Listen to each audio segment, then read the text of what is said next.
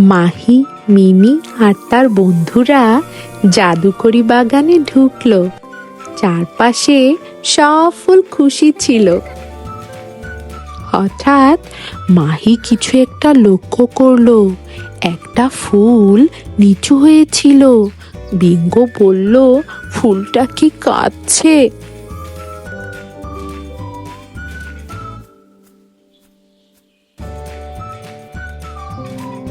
Mini ধীরে কাছে গেল। চিকু চারপাশটা ভালো করে দেখলো। টোটো দেখলো একটা ছোট পোকা ফুলে আটকে আছে। মিনি খুব আস্তে করে সাহায্য করলো। সবাই চুপচাপ কিছুক্ষণ অপেক্ষা করলো। ফুলটা আবার আলো দিতে শুরু করলো। শিক্ষণীয় কথা, নীরব কষ্ট অনেক সময় সাহায্যের ডাক হতে পারে।